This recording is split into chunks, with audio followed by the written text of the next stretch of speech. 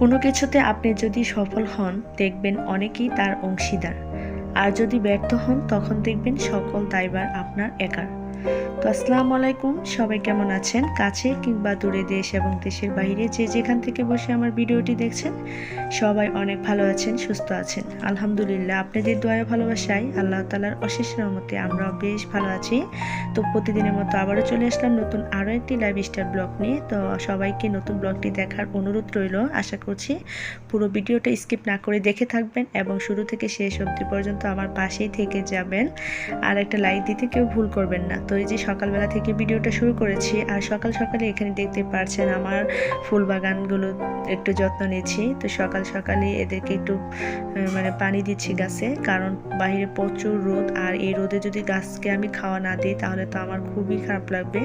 তো সকাল বিকাল আমি খুবই যত্ন নিচ্ছি গাছগুলো। তো আমার গাছগুলো খুব সুন্দরভাবে বেড়ে যাচ্ছে আর খুব সুন্দর ফুল দিচ্ছে, মাশাআল্লাহ, অনেক ভালো লাগে আমার দেখলে।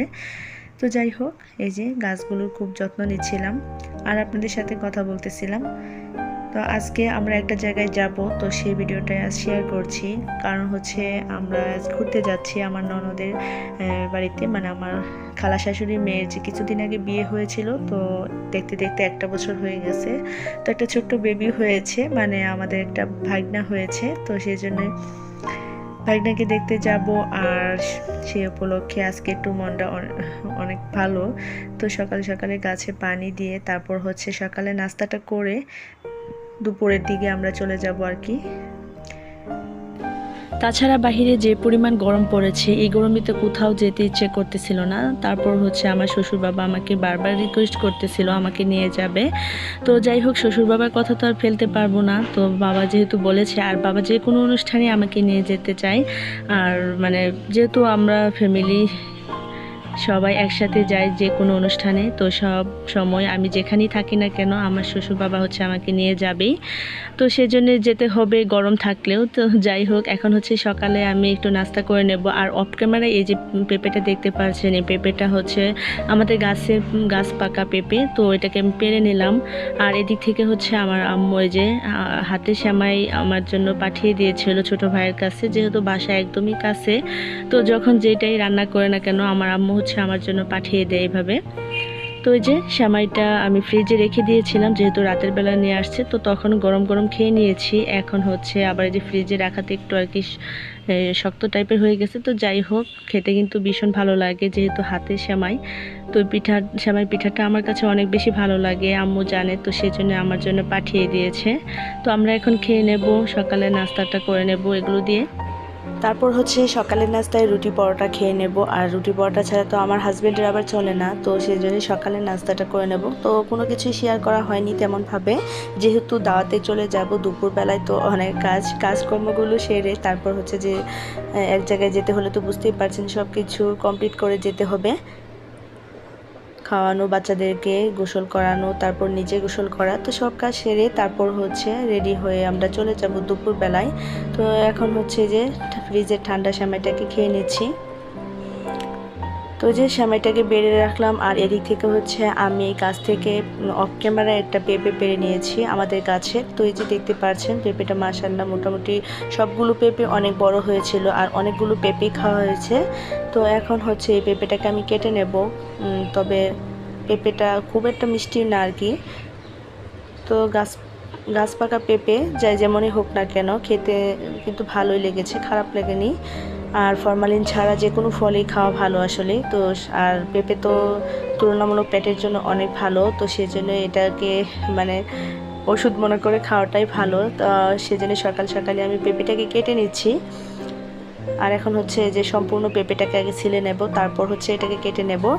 আমার ভিডিওটি যারা যারা এখন পর্যন্ত দেখছেন, প্লিজ আপু ভাইয়েরা একটা লাইক দিতে ভুলে গেছেন। আপনারা একটা লাইক দিয়ে পুরো ভিডিওটা জুড়ে আমার পাশে থেকে যাবেন। আর যারা আমার চ্যানেলে একদমই নতুন, প্লিজ চ্যানেলটাকে সাবস্ক্রাইব করে দিয়ে পাশে থাকা বেল আইকনটি বাজিয়ে দিবেন। এতে করে আমার দেওয়া ভিডিও আপনাদের কাছে খুব সহজে পৌঁছে যাবে।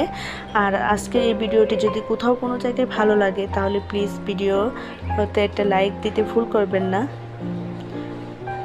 তো আমার আপু ভাইদের কাছে এইটুকুই চাওয়া, কারণ আপনাদের একটা লাইক আমাদেরকে অনেক দূর দূর পর্যন্ত পৌঁছে দিতে সাহায্য করবে। তো এই যে দেখতে পাচ্ছেন পেঁপেটাকে এখন আমি কেটে নিচ্ছি।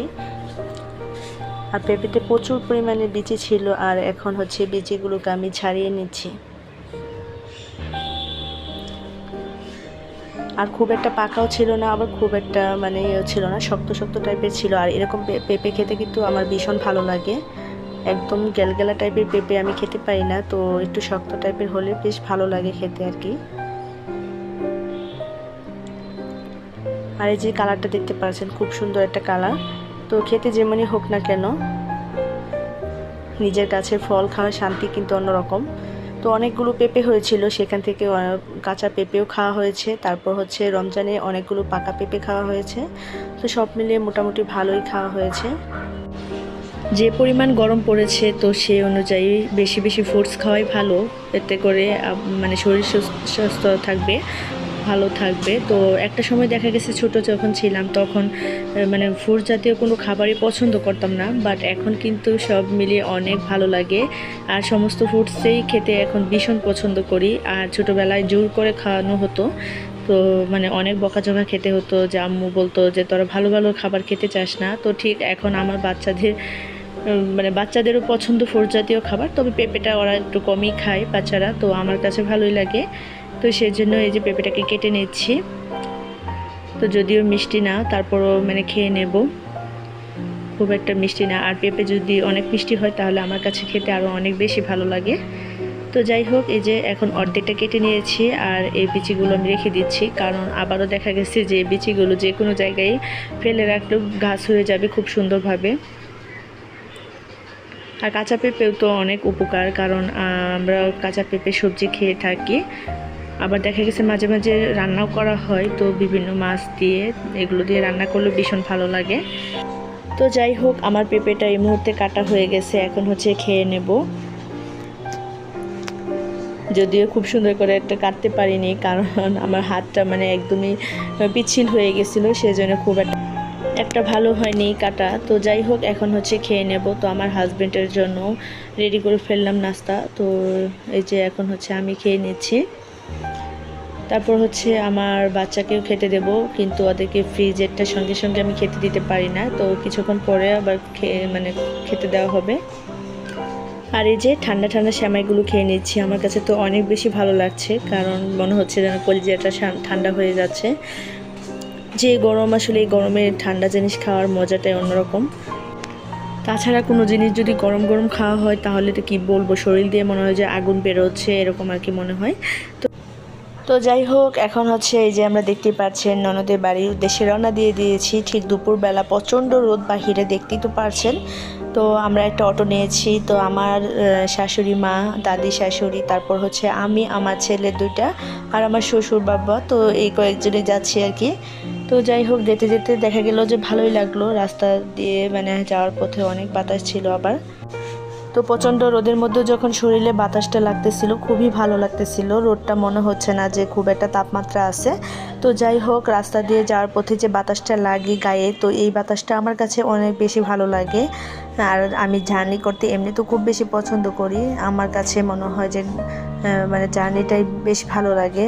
তাছাড়া কোথাও নেমে গেলে যেমন অস্থিরতা শুরু হয়ে যায়, তার থেকে মনে হয় যে গাড়ি দিয়ে সারা এলাকা ঘুরে বেড়াতে পারলে আমার কাছে অনেক বেশি ভালো লাগে। তো যাই হোক, এই যে দেখতে পাচ্ছেন এখন হচ্ছে আমরা অলরেডি চলে আসছি। আর এসে এই যে প্যান্ডেলটা দেখতে পাচ্ছি যে অলরেডি লোকজন খাওয়া দাওয়া করার পর অনেকটাই খালি হয়ে গেছে। আর এসেও আমরা খাওয়া দাওয়া করে ফেলছি, তো সেটা তো আর শেয়ার করা সম্ভব হচ্ছিল না, কারণ আমার দুইটা বেবিকে খাইয়ে দিতে হয়েছে, তাদেরকে নিয়ে তো এত গরমের মধ্যে ভিডিও করতে পারিনি। তো যাই হোক, এখন হচ্ছে লোকজন কমে গিয়েছে, সেই জন্য আমি একটু ভিডিওটা করে নিলাম। এখন হচ্ছে বিকেলবেলা, আর আমরা খাওয়া দাওয়া করার পর হচ্ছে এই যে ঘুরে বেড়াচ্ছি চারোদিকে, চারোপাশে আর কি। ননদের বাড়ির এই সাইডটা, পিছন সাইডে এখানে একটা পুকুর ছিল বড়, তো সেটাই আমরা দেখতেছিলাম এখানে দাঁড়িয়ে, আর সবাই এখানে ছিল, তো বাতাস খাচ্ছিল আর কি। খোলামেলা জায়গায় বসলে তো একটু বাতাস পাওয়া যায় গাছতলায়। তো এই যে আমি আমার ছেলেকে নিয়ে একটু ঘুরতেছিলাম, তো সে আর কোনো ক্রমেই ঘরে থাকতে চাচ্ছিল না, তো বাহিরে ঘুরতে যাচ্ছে, তো ওকে নিয়ে একটু ঘুরে বেড়ালাম। তো এই যে দেখতেই পাচ্ছেন দুষ্ট ছেলে দুটো, তো এরা তো কোনো ক্রমেই গরম সহ্য করতে পারে না, সেই জন্য এদেরকে নিয়ে একটু বাহিরে বের হলাম। আর এই যে এখানে দেখতে পাচ্ছেন মোটরসাইকেল, দেখে এই যে মোটরসাইকেল উপরে উঠে পড়েছে আর ভু ভু করতেছিল। তো সে কিছুতেই এখান থেকে নামতে চাচ্ছিল না। তো যাই হোক, সব মিলে গরম হলেও বেশ ভালো লাগতেছিল। আর সবাই মিলে একসাথে মানে কোথাও গেলে বেশ ভালো লাগে। এখানে আমার খালা শাশুড়ি আগে চলে আসছিল, তো সবাইকে তো আর শেয়ার করতে পারি না, আর সেই জন্য শেয়ার করা হয়নি।